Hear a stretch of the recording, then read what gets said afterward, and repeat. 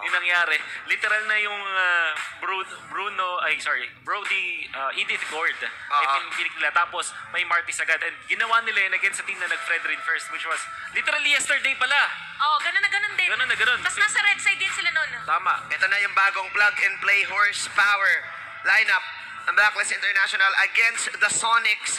But looking at the audience predictions, syempre lamang din of course Yamato ang Blacklist dahil din sa kanilang stats na pinakita nila last week. And if I'm not mistaken, chances are may chance din silang manguna this week kapag nakuha nila yung sweep. Susubukang pigilan yon ng Onyx Philippines. Personally, I feel late game Claude is still a threat. Lalo na napunta to sa kamay ni Nets. Marami na siyang mga late game Claude games na pinakita sa atin ng mga clutch games na nababaliktad nila yung laban, na si split push na yung laban. I can therefore say pagdating sa late game, mataas ang chance ang Onyx. But early game, na-master ng Blacklist ang lineup na to. So parang medyo delikado. Okay lang talaga mabantayan ng Onyx dito yung gold lane nila, lalo na nagkamit na naman ni Sensui. Yung kanyang Martis na nakita natin kahapon na magaling bumilang ng by twos. Dahil 2, 4, 6, 8, 10, 12. kasi kada team fight nila, laging double kill hanggang naging 6-0 siya sa laban. But yeah, for Onyx, they really have to be prepared. Papansinin natin na ang meta sa ngayon isa sa mga classic rotations, especially with Gord, pupunta mo na sa XP lane na wow. Grabe naman yun. Isang maagang combo para side ng Blacklist. Wala pang isang minutong nangyayari yun. A Renny G combination. Renegit? Oo, Renny G. Renegit. Sama mo ba si Edward?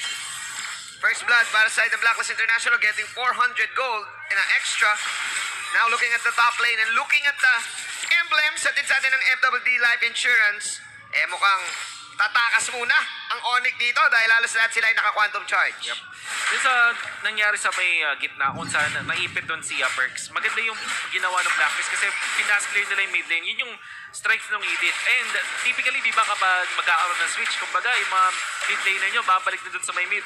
Dadaan ka muna doon sa Torre. Kaso kasi dahil mas mabilis mag-clear yung Edith, naipit doon si Perks at nung tinry niyang gumalaw mula sa mid pababa, naharangan agad siya ng mga members ng Blacklist. Oh my God. MPL trivia. In 13 games that these two junglers met, S10, S11, Ryzen has 9 more neutral objectives. So lamang sa Retrihan. si Ryzen pala. Oo, parang dito, madami pa lang kailangan na gawin. Pero sa may middle lane, is kailangan din gawin ng Onyx is makasecure ng kill. Pero Renegade is still alive at pwede nakaposisyon na sila dito sa ating turtle objective. Mabilis na pupwesto. Si Perks naka-ready lang din naman dun sa pagtalon. Meron bang kill makukuha dito ng Onyx? Halos wala na buhay doon. Pero si Edward papasok with a knockout strike. At maso-zone out. Dito si Sensui, pipilitin ba? Hindi na yata dahil Onyx ang makakakuha ng turtle. At gawin mo na yung +1 na extra mula kay Ryzen doon sa mga neutral objectives. Ryzen taking that first turtle of the game. Kita ba yung trade para sa Blacklist International, naagulat na hindi nila na-secure yung turtle na yun despite them having a good position. And this is kudos to Onyx na kabisado nga nila yung mga neutral objectives. Kaya nga nung nagkaroon tayo ng discussion before, hindi pwedeng basta-basta na lang na baliwalain yung strength ng Onyx sa mga neutral objectives. Kahit ang baba ng turtle and lord duration nila, every time na may mga important na team fights nag-rise sila sa occasion. At yan ang minaster talaga ng kilabot. Nakilawat. Coach Kebong. Coach Volapsi. So that's the first turtle na naging importante na dahil din sa recent update. Mayu-utilize ba to ng Onyx para mag-transition into a lead na gusto nila? Ang daming CC sa side nila. Ang daming pang mga extra na hold. But then again, yung damage output nila ay Claude pa. Kailangan pag Claude ay parang investment talaga yan. O, kailangan na Oo. ang pagkuha nila. Ginamit ni Dietrich Super Friends ang kanyang IMU. Medyo kulang nga lang doon sa damage. Ito na yung sinasabi ni Manjin tsaka ni Wolf kanina na medyo kailangan muna mag-late game ng Onyx bago maramdaman yung kanyang damage. Kasi depende pa pala kung makakakuha si Super Friends nung burst na ultimate gamit dito kay Haji. Okay, pero sandali. Biglaan daw pala gusto, Nakakasalubong ni Edward ang tatlo sa side ng Onyx. Nice pick up magmumula sa mga Sonics. Grabe dito yung Onyx, parang natatimingan na rin nila ang ginagawa ng Blacklist International. At nakikita nyo naman na si Ryzen ay medyo magpapakita para mailang si Sensui na kumuha dito ng objective. Probably ay makuha nila. Merong retribution ang dalawa, pero it's still, nakagawan Oh. si Sensui. Another +1. So hindi ko na mabilang. 11. 11 ang galing mo mag-match, Chantel. Kasi 9+2 lang eh. Tama. Counted ba yung purple box doon? Yung all turtle five. na lang nga yung i-count natin. Sige, Nandun 10, na rin 10. eh. Nandun na rin eh. Another Sorry, turtle. sorry. Bahala na sila magbilang dyan. Tingnan natin kung magiging 11 ang kalamangan ni Ryzen dito. Tamang flex lang ng kanyang kimpi na buhok. Binabantayan ang turtle, Edward and Gemdo. Nagbibigayan sa bottom lane. Ito lang talaga yun eh. Para sa akin, paunahan lang talaga sa turtle pit to eh. Palakihan nila kasi ng lamang. At saka if ever sa mga team fight kasi natin ladies sa mga turtle, dito nakukuha yung mga kill. So, grabe yung ginagawa ngayon ng dalawang teams natin. At mukhang hindi yata magko-contest din Oh. ang Blacklist International. Even Onyx, di nila sinimulan. May onting bait moves. Pwede rin naghihintay ng items to. Mukhang matitrade ang blacklist. Dahil nila sa may top lane, 4 to. Okay, ginamit ang Blazing Duet para hindi makapasok. Pero sabi din Wow. mapapadaan lang muna. Kaya naman sabi din ng Onyx, tara simulan na natin yung turtle at mukhang hindi na yata makakakuha ng trade ang Blacklist. Pero Tori yata ang kanyang gusto kuhaan Wow. dahil merong minion wave and Onyx will secure that turtle. Mamba out ang literal na tawag doon. Yung mag-out ka ng may swag. Mamba out mula kay Nets. Di man lang niya kinailangan yung kanyang purify at ang ginawa rin ni Nets pinapagad niya yung kanyang blazing duet para maklear yung waves. At walang waves sa kanya, nakatakas pa siya safely, nakabalik pa siya dun sa may top lane. Looking good para sa Onyx, nakabawi na sila sa ekonomiya. At ngayon pantay na talaga yung laban. Parang nagising ang Onyx Philippines sa mga nangyayari nung nakaraan. Maganda ata ang nainom na kape this time. At grabe din! Oh. Ang flicker out ni Super Prince! Naramdaman din eh. Si Rene J na flicker pero naramdaman din Super Prince. Super Prince ngayon magandang binibigay niya na added na threat against Blacklist International coming to this game. Nice outplay though. Susubok sana si Renny J mag-initiate. Try to make something. Ngayon, binibilangan na nila ang flicker ni Renny J. Super Prince ay bumabalik sa eksena. Habang si Perks naman ay nagsistretching lang. Isa sa mga malulupit na expert wingman, Super Prince, na meron ngayong hawak na Martis Ultimate. Gaano katindi itong Martis Ultimate na to? Paano to may-utilize sa isang Valentina? Pwede kasi siyang dumagdag na parang decimate din if ever. Exactly. Tapos pwede siyang punta sa may backline. Threat siya kay Haji. So, and of course, yung Brody, kayang-kaya nilang i-burst kasi parang nagiging adaptive yung damage output kapag nag-convert ka into the Valentine Ultimate. So, di ba alam natin, physical damage ang isang Martis with the decimation. Pero syempre, dahil dun sa kit na meron ng Valentina, nag-a-adapt yung magic power niya to be converted dun sa damage ng ulti. Antindi nito, no? So talagang binabantayan nila ang security guard. Nakita mo ba yon? Security guard ang pinantayan. Shooting guard siya ngayon. Shooting guard pa siya ngayon. Akala ko security guard na nakapatrol eh. Kasi merong sinasakyan eh. Third turtle. Tama? Third turtle of this game. Plus one na naman, Chantel. Ilan na to?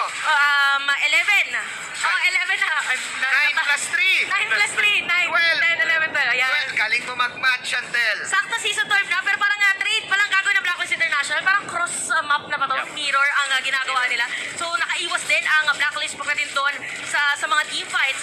And probably saka na sila gagawa ng play. So, successfully masira ang Torre. Pero merong final Oh my slash God. coming in from Gem. At may kita mga dito si Ryzen. Aabutin si Edward, pero merong suntok para makatakas. Oh. At aalis na lang muna. Pero sa may bottom lane, ay meron palang damage na ibibigay. Dito yung Brody and even Edith. Pero dire-diretso lang. By the way, si Nets doon sa may top. Wow, 1-1 pa rin ang scoreline. Patient ang Onyx dito sa mga entrada ng Blacklist International. Hindi makahanap ng lusot itong horsepower ng Blacklist. Hindi sila makasingit. Minention natin kanina, tama, di sila makasingit. Late game, pumapabor sa Onyx dahil dito sa kanilang investment kay Nets. Si Nets ang the one. And And lalo na naka-purify siya. So, this will be good against the Pakito na hindi siya ma-burst down agad. So, eventually, ang magiging crucial dito ay magugulat tayo na si Lady J pa actually. Kasi kapag nakapagtake siya ng enough to damage, pwedeng siya yung maging access dun sa pag-kill, dun sa Mike Lord. Kailangan ni Renny J ng matinding wow para makasingit dito dahil mukhang pasado ng Onyx kung paano lulusot ang The Hitman. Oh, Eto na. Speaking of papasok si Hitman, merong ibang hit coming from Edward at tapos si Percy Wama pilitan dito na mag-flicker up. At ito na tayo, dumating na tayo sa mundo ng MLBB na after Kumil, alis na. Mamba out. Alis na. Alis na.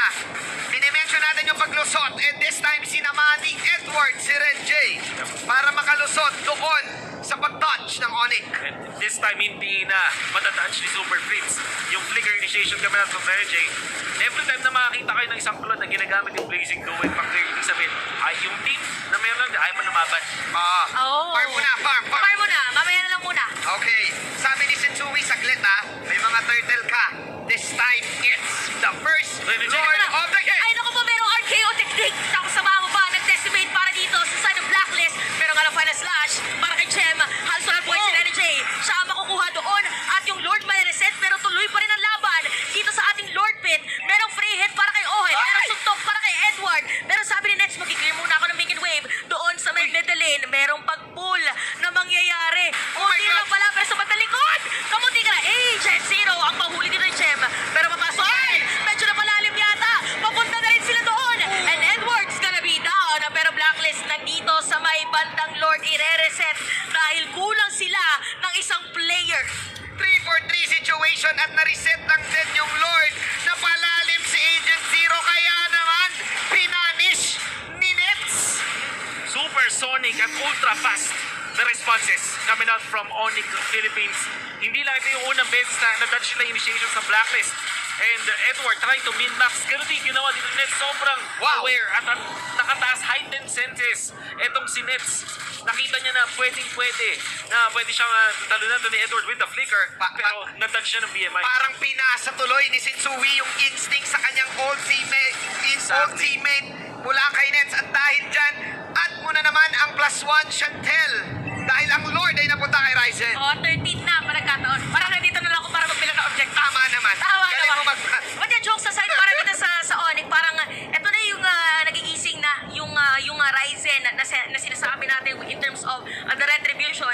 But for Blacklist International, inaantay natin ngayon yung pagtatapos nila ng kanilang initiation kasi naka-counter ngayon ng Onyx. Lord ay nasa top lane and hindi na ginagamit pang form yung Blazing Duet Wolf. Ito na ba yung team fight na tayo? Ready na si Ryzen? Ready for action anytime. Ready for action anytime. Oheb will defend his top lane. Here comes Insui trying something here.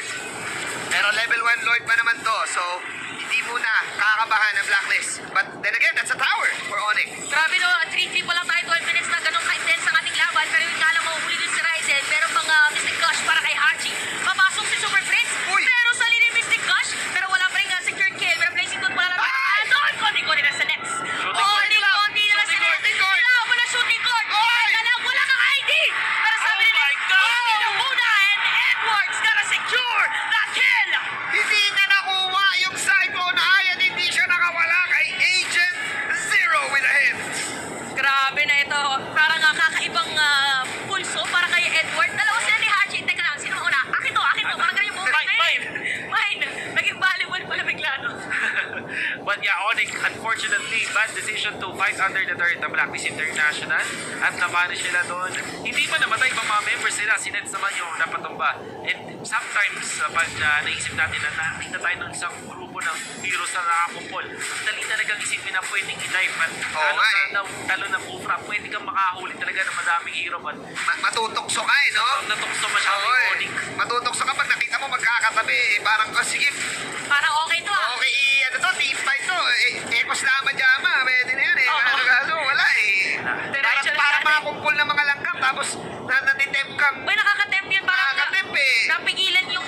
Di ba usually pag nakita ka langgam, Oo. pigilan mo para mabuwag. Oo, may pigilan mo kasi ang dami, kumpul-kumpul eh. Kaso, minsan pala, hindi pwede. Minsan hindi pwede. Minsan mahirap pala. Ganun nga yung nangyari under the second turret. Tapos wala kasing, ang problema kasi doon, hindi makakahabol yung mga kakampi mo. For Onyx Philippines, yung one position nila, pang front to back, hindi siya yung parang talagang pwede punta sa may backlines. Hindi ka tulad ng Blacklist na meron silang Pakito at of course Flicker even. So, One-way highway. one way. One way. Diretso lang. Oo, diretso lang. Bawal lumigo. Kumbaga, ito ang problema ngayon ng Onyx. Pag tumama na yung mga bola, pag sumot na si point Shooting guard, guard. si shooting Shooting guard guard. pala, akala ko point guard. Pwede rin. Pwede din. Puro assist point guard. Point guard, okay. Ang galing, tama. Oo. nga. Come on, charge power cord. Cord. Pwede. Ito yung nangyari guys. Nice try, nice try, nice Sayang, try. sayang. Central, power guard. Ulitin natin. Yan. Eto na, nagbibigayan na ng mga power ang mga Retri guard. Ryzen and Sensui, habang si Perks susubok. Nakita na si Edward. Pero kalmado lang muna, bumola si Perks. Renny J, pasok ng onward. Ito na! Si Rene J dito, mapipilitan mag-flicker out. Pero yung mga retribution holder natin ay meron pa rin buhay. Hindi mahanap kung nasaan si Super Prince and even Perhaji. Pero meron ng information doon sa vision ni Rene J. Meron papasok doon. Sasaluhin nga lang ni Rene J. At titira na lang muna. Tapos dito merong taunt. Sensui mabawasan ng buhay. 12K ang buhay ng Lord. At pipilitin na ma-reset. Pero mas marami ang Onyx na nakapwesto doon. Perks iba naka-ready. Pero flicker in para sa kanila. Sabay mo nga lang dito ng counter. Pero Ryzen will secure this objective. At Sensui is gonna be down. Sama mo ba ng objective? At isa pa, Ohem is down as well. And make that 14! Doon lumamang ang Class S na retribution ni Ryzen! And welcome to MPL para kay Perks, diba? Napaka-ganda nung nahanap niya doon na talo niya. You guys can figure out for the Tyrant's Revenge on to Sensui. Kaya naman nanalo si Ryzen. Kumbaga may assist, may tumulong kay Ryzen para masecure niya yung Lord na yun. At dahil doon nakuha nila yung tower, Perks! Iba talaga ang Perks ng napakarami yung team. May Perks talaga sa pag-a-adjust as Blacklist International will try to defend yung Lord. This time ay nasa taas. Here comes the charge. Ang tanong, kaya bang tapusin? Naku, parang nakakita na tayo ng mga long games eh. In terms of player na minion wave, meron ang blacklist because of Haji. Pero kasi kailangan nilang mahanap si Nets eh. Parang si Nets yung makakapagpapigil doon sa possible play na yun. Pero masakit na. Si Edward by the way. And Onyx right now is at 3.8k gold lead. Wow. Alam mo, since shooting guard ka naman talaga, total, kailangan mo maghanap ng nets kung shooting guard ka. And ang hirap nito, kung yung nets mo gumagalaw. Ayun, Gumagalaw mahirap yung yun. nets eh. Mahirap yun. Na-experience ko rin sa arcade. Oo. nga. Pag May gumagal- challenge. May challenge. Pag nag-level 2 na. Isang beses pa lang nakaka-shoot si Haji dito. At hindi pa siya yun. Si Edward pa yun kay Nets. And I think Nets is a big problem. Kasi nga yung backline, easy access Biglang nila diretso, BMI. no? Oo. Napakaganda yung pwestuhan dito ni Nets. I think one of his best games so far ito sa MPL Season 12. Nakikita natin sobrang ganda nung aggression, mixture na aggression at pagiging safety niya dun sa kanyang hero. And of course, meron siyang Purify. Napakagandang choice dito, di ba? Typically, may mga players na gusto yung mag-flicker o kaya Oo, mag-sprint para sprint, damage. Pag action ka, flicker ka. Oo. Pero si Nets, bilang isang tunay na safety Nets, din nag-purify. Okay, Nets. This time, ang pwedeng nating makita na i-target. Pero kailangan din natin i-count si Gem, even si Ryzen sa kanyang mga retries. Oo. Kasi again, agree ako kay Wolf about Perks on that setup kay Sensui. Wala pang deaths though. Hindi pa namamatay din si Haji. So, yung clearing power ng Blacklist International, kailangan mo pa rin i-respect. Hindi pwedeng basta pumasok. Kasi yung Gord, meron ding slowing effect. If ever. Now, for Onyx kaya din siguro hindi sila masyadong pumapasok. Hinahayaan nila na magsiset up yung blacklist sa kanila. Tapos bigla sila magka-counterplay. Pwede rin iba. Okay, di ba? May mga, minsan babato-bato na lang ng mga Jolens talaga yung Gord na yan. Akala mo yung mga Jolens, hindi ka tatamaan eh. Nakaka-bad beats yan minsan. Tumatalbog kasi. Tumatalbog eh. Tapos minsan na, based on experience, parang the more na iniiwasan mo, parang minsan mas nasasalo mo pa. Kapag ang tatamaan, parang nagja-jackstone eh, no? Ano yan? Exhibition. Exhibition. Exhibition. Ayan. Nag-exhibition ko na ng troll. Grabe, ang dami ng laro. Pero nga lang, speak of laro. Medyo mabang laruan. Renny J. Gittens gonna be down sa kami naman. May super face na mayroong pambawi ang Blacklist International. Meron pa. Okay. Merong suntok. Meron ding. For the board memory. Konti-konti lang si Nets. Pero yun nga lang, makakatakas pa rin. Pero si Berks pa, halos wala buhay doon. Maiiwan si Ryzen. Mawala yung immortality. Sabi ni Sensui, ako ang MVP sa last